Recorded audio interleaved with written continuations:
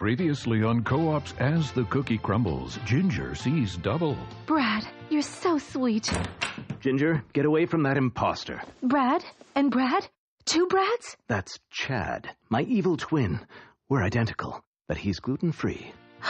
This episode brought to you by Co-op's 10 for 10 event. With exclusive 10 for 10 deals in all their stores, it's the best way to stock up on dozens of items for only $1 each. Avoid the drama with holidays made easy at Co-op. Blog Talk Radio.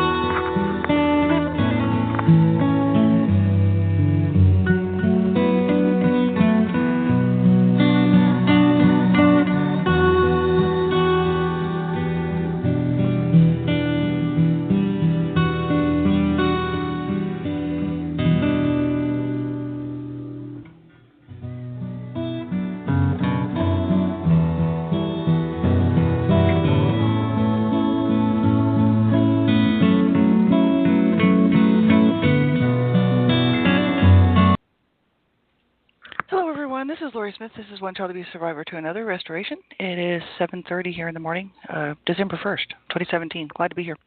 And this is just a morning reflection, really looking at information I find helpful for my healing journey. Hopefully others are helping other people too. And hopefully you had a good week. My week was good. It was busy. It just kind of, it was there. Now it's gone. It's Friday. It's been pretty busy. And other than that, it's been pretty good. And hopefully yours has been too. So we'll get right into this. This is, information dealing with child abuse and adult survivor issues. So if you're a survivor who's on your healing journey and just starting out, you don't know, you're not sure if this might trigger you or cause you to kind of be uncomfortable or go backward in your healing journey, you want to know if you're safe enough to be listening.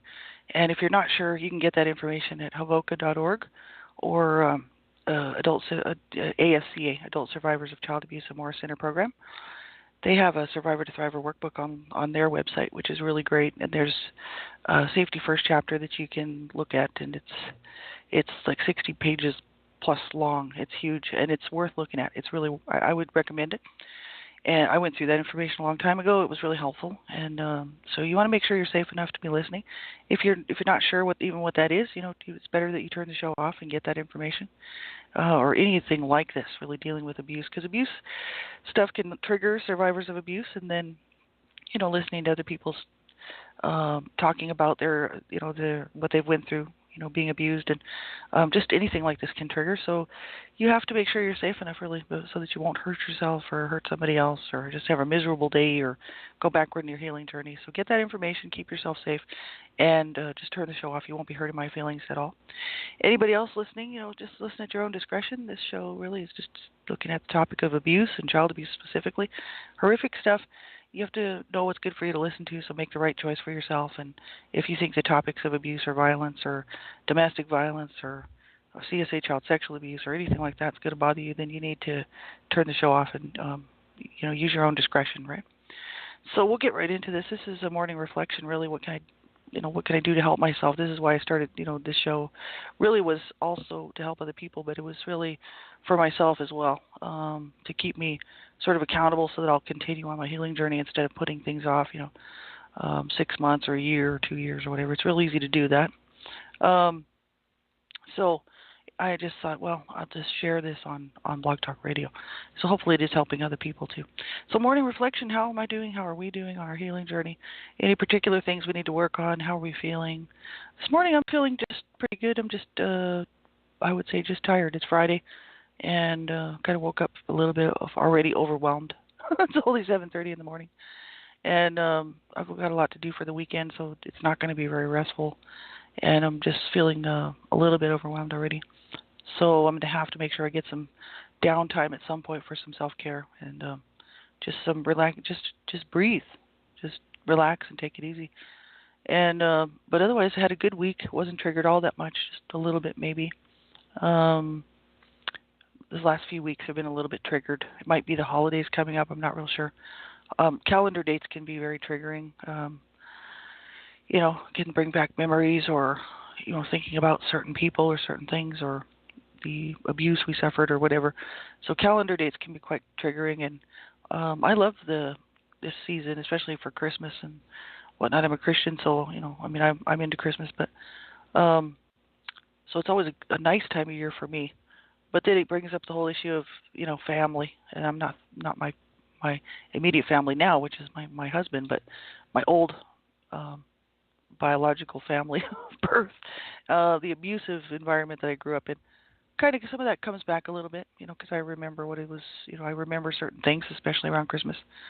So yeah, it can be sort of triggering. So I would say, we have to be careful and make sure that we're getting, rest and proper rest, that we're getting our needs met, make sure that if we need to talk to somebody that we do and not, struggle on our own and, just make sure that we get help, whatever help that is, right?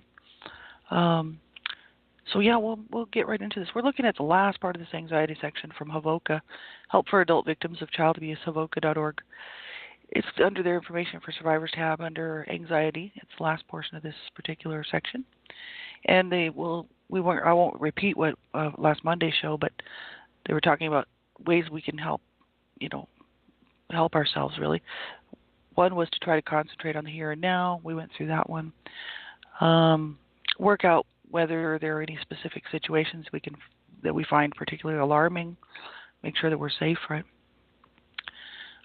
Set our own pace. No one can force us to do anything. We can set our own pace, right? Learn to relax, and that can help control the level of anxiety a person experiences. So that's true, and learning to relax is a big deal for a lot of people who suffer from anxiety. And not everybody who's been abused will have anxiety issues, and not everybody who's has anxiety issues has been abused. All kinds of people have anxiety issues, but it does tend to be, they have done the studies and found that people who have been abused quite often do have some anxiety, some level of anxiety. So it's pretty tough. Allow yourself breathing space, right? Do something you really enjoy or treat yourself. Take a step back and think about how you live your life, right? If you're overloaded, work out what's most important to you. Shed what's not. So yeah, we were talking about that on Monday. Just, prioritize. Like that's what I was talking about. Just prioritizing what's important, what's not. The other stuff can wait. And next up from this morning, just to finish this off, is if someone else is making too many demands on you, for instance, your boss or a family member perhaps, try to work out a plan for talking to them about it without blaming them. It may help to do this with other people who are affected too, so you can deal with it together. Especially, if it's something that, you share with somebody else that someone's making too many demands and putting too many burdens on, that if there's more than one, you can get together as a group and talk to them about it, especially a boss situation or even a family situation if you come from a large enough family. But, if it's an abusive person, well, then you might not get anywhere, right? Bosses can be abusive too, and so can family members. People can, right? This is a people issue. And anybody can be an abuser. Anybody can choose to abuse. They can choose to not abuse people, or they can choose to abuse people. It's a choice. And so, if someone's making too many demands, I guess we can try to work out a plan for talking to them about it without blaming them. I think what it is it's not the blame issue. I don't know why everybody has a problem with that. If somebody's doing something wrong, well, the blame does go on them. Absolutely. Whoever's causing the problem, that's where the blame goes. The issue is that with a boss, you can't just run up to your boss and start screaming at them. There's a way to handle it, and same with family members. That's what I had to cut my toxic family off, because that's all they do is scream at each other. It causes me to scream back, and then before you know it, it's a big screaming match. Now as adults, when we were younger, we would have probably been duking it out, but it's like now we're older, so we don't duke it out anymore. We're too old for that stuff, so we just scream at each other, horrific stuff, and it doesn't get anywhere. Nothing gets accomplished in that, and so same with the boss, screaming at their staff. I mean, it's not okay, and it's not okay for us to be doing that to other people either. I think the thing to do is sit down and just talk about it and express our needs. If somebody's placing too many demands on us, for instance, a loved one or a friend or a boss or whoever it is, we could sit down and just tell them about it and just say, look, I'm finding this to be too much. And if they don't want to acknowledge that and help with the situation, then you know what kind of relationship you have with them.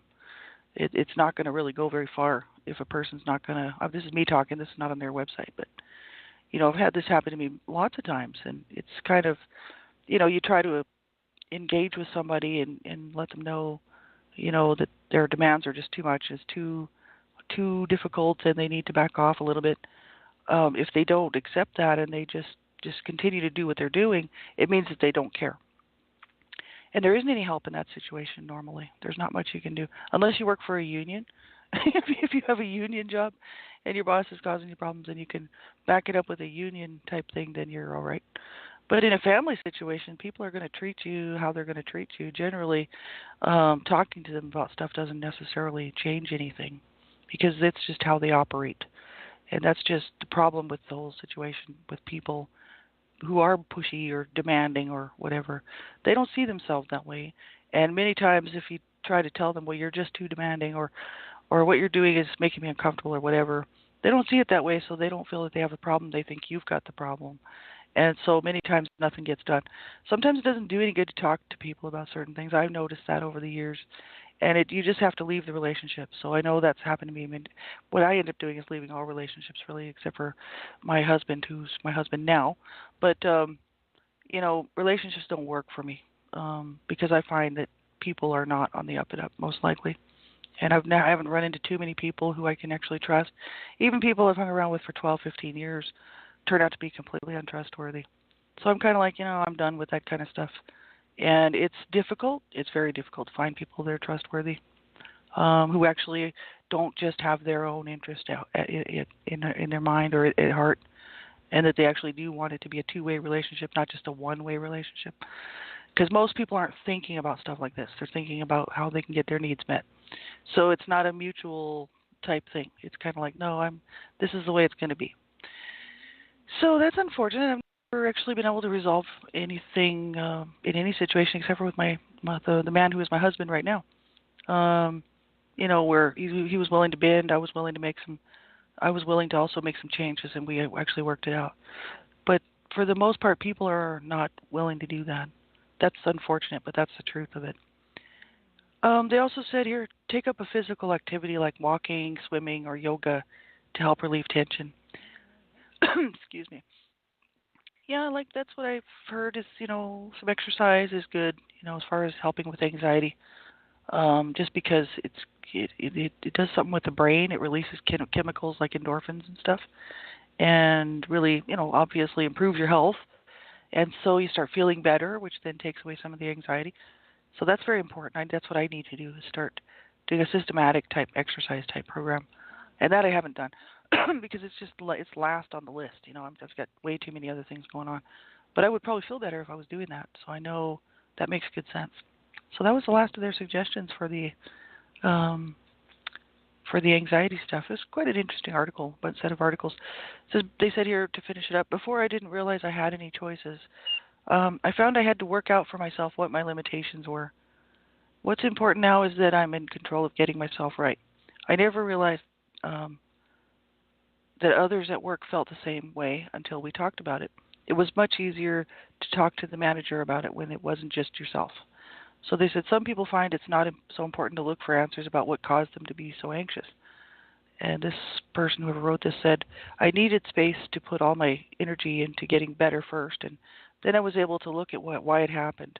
Not to blame anybody, but so I could stop it happening again.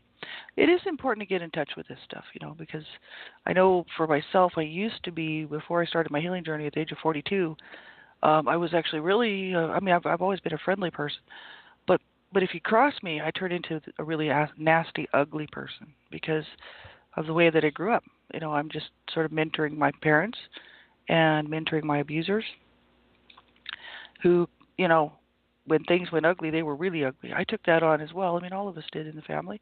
We could be really nice to people, and then as soon as somebody gets in my face and starts crossing me or causing me any kind of difficulty or problem, then I blow it all out of proportion. It becomes like a war. And I usually end up winning because I'm vicious. And I learned how to be vicious. I grew up vicious. I know how to do it. It's absolutely horrible. I can tear somebody down in a matter of seconds instead of building them up. But that's just if somebody crosses me and causes me any difficulties. I can be a very, very nasty person. I learned from some top people, right? My parents, who were very vicious and taught us all how to do that, right? And so I have to, now that I've been on my healing journey, especially, my later years, I don't want to be treated like that. So I try to remember that. It's like, don't treat people the way that you don't want to be treated. You don't like to be torn to pieces by somebody, so you need to not do that to others, So I'm getting better at talking to people about things, and instead of just getting irate and, causing a huge blowout situation, which is what I used to have problems with. But now it's kind of like, I used to get thrown out of airports, concerts. It didn't matter. I was the type that would, probably be, arrested or something, you know what I mean, and taken out in handcuffs. So, I'm much better now than I used to be. I have things under control. But it's, it's because I'm a better person now. I'm trying not to emulate my parents, right? Which is very, very important. Excuse me, this morning I just woke up and I'm sort of just trying to wake up here. So I have the chat room open. I don't know if anybody wants to sit in there or not, but it is open. I do have that open. But anyway, that's the end of that article, and I think I found it a little bit helpful. Not as helpful as some information I've seen out there, but still it's better. It's good to look at it. And next week, Monday, we're going to look at self-harm. That's from Avoca as well. We're just going through their information for survivors. Self-harm, help for adult victims of child abuse, Avoca. You can go there and check that out if you want to read that this weekend. It's actually, I haven't read through it because I don't read this stuff before I come on here. This is just the first time I'm seeing it. But it's, any of the information on self-harm and help self-harming and self-injuring is good for people to look at. And we'll see what they have to say. But you can go ahead and read that article. It's Deb Martinson wrote it from Havoca.org. What I want to look at next is positive reinforcement. What are we doing right in our daily walk, looking at positives and progress instead of negatives? Instead of always looking at the negative stuff that we're doing. Oh, I'm not doing this. I'm not getting this done. I'm just a loser, and all this stuff runs back into my mind. I'm just a loser. I'm an idiot. I'll never make it. I can't do anything right. All this stuff that my abuser parents told me, and even my siblings reinforced later throughout my whole lifetime.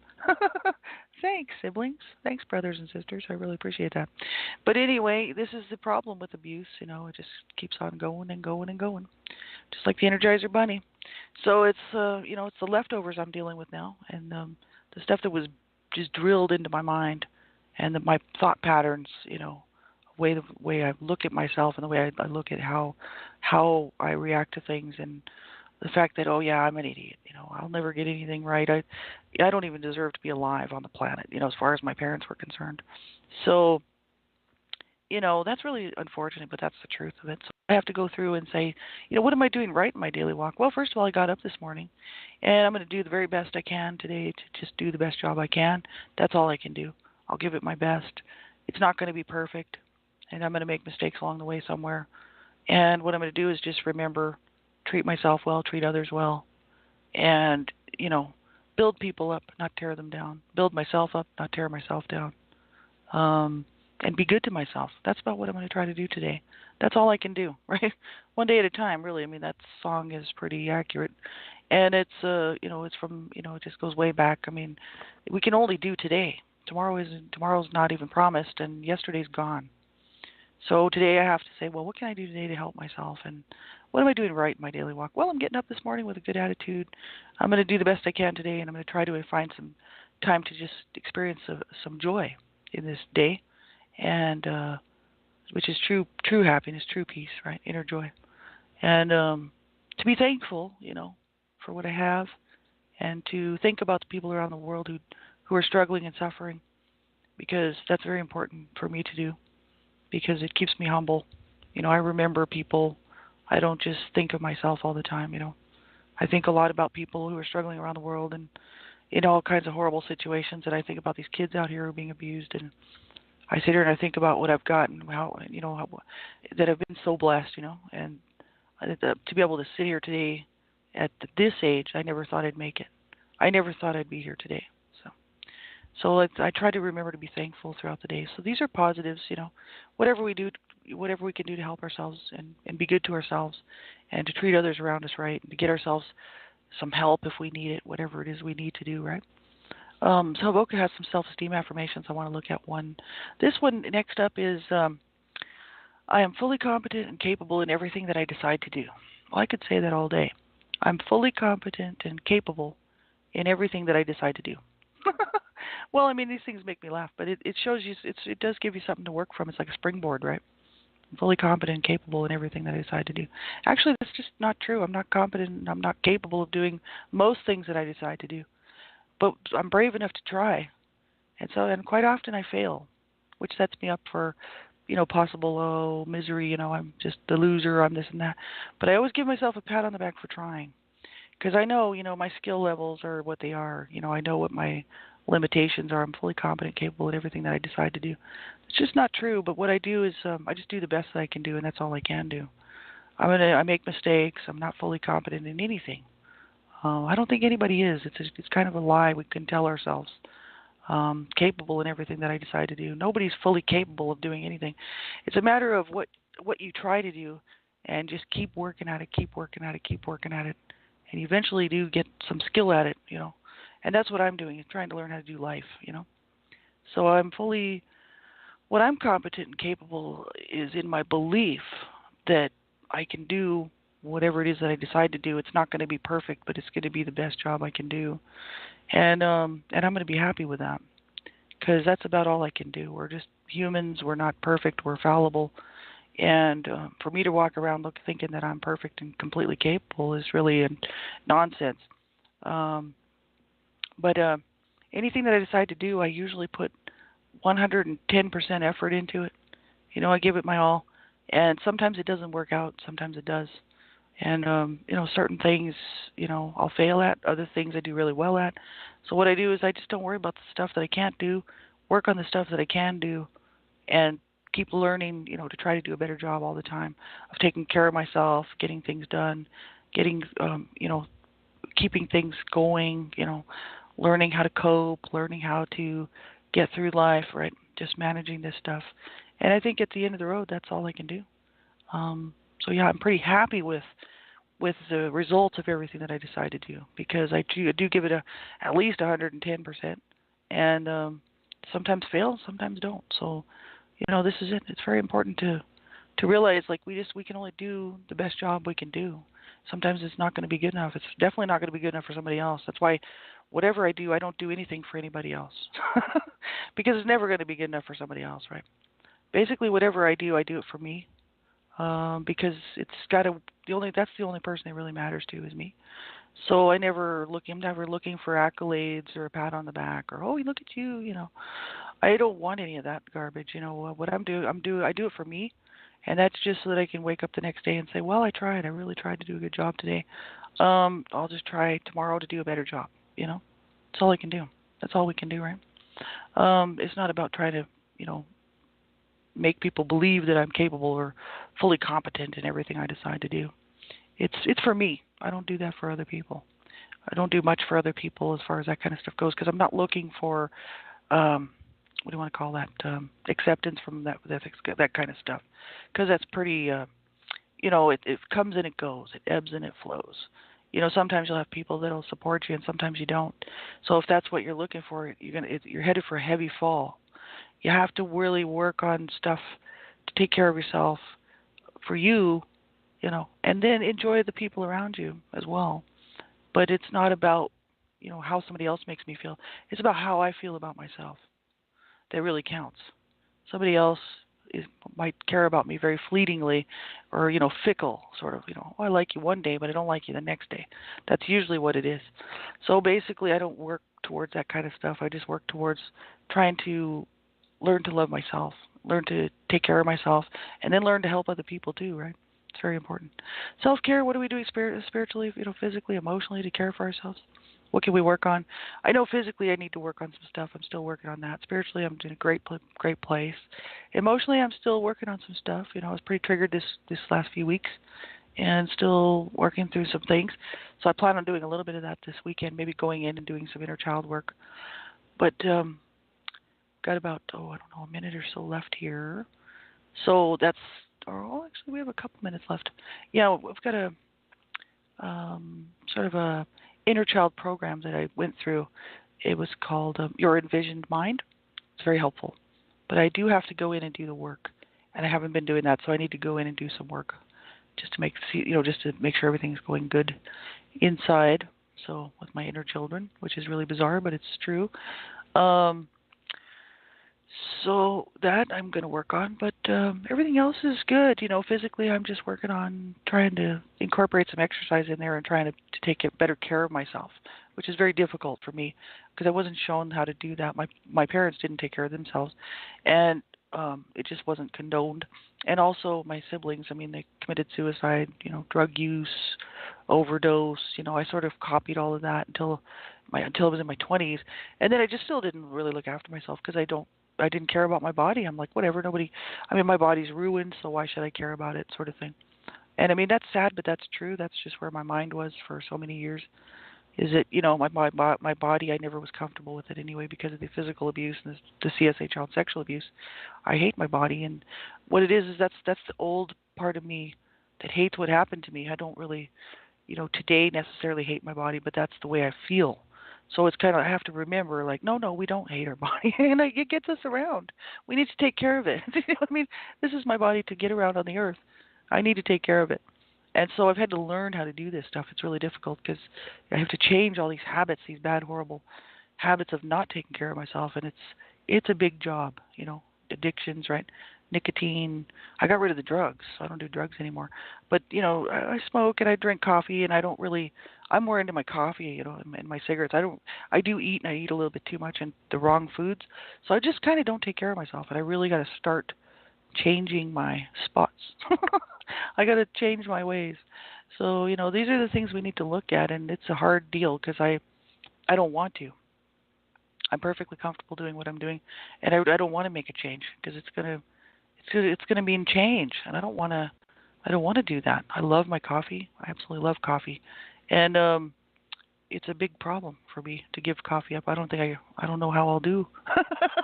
I don't know how that's going to happen, but it's a serious issue. So these things are, I'm trying to work on learning how to, as far as my addictions go, I'm going to eventually be doing the addiction work and get that done. I haven't done it so far because I just really honestly, I'm just using this stuff to cope to get through because my husband's terminally ill. And I'm exhausted, almost everything, because he can't really do anything. And so I'm doing two people's work as well as I have to work full time, and I have to look after my husband who's terminally ill. So it's a very difficult job, and I'm using coffee and cigarettes. Really, that's just my thing. That's what's keeping me sort of sane in all of this. So I'm going to work on that, some other time. Not really worried about it. But what I am going to try to do is try to eat better and get some exercise. Right. So we have about a minute left here. Let's look at a brainy quote. I like these. These are so cool. How about this one? This is a brainy quote. This is from their motivational quotes.